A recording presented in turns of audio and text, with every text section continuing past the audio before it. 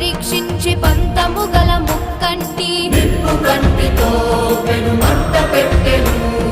భగ భగ భగ మండే లింగము కాపాడ జాలి పురుగు మంట దూకి ప్రాణం మొదలగా శివుడు కనికరించి హృదయాన చోటు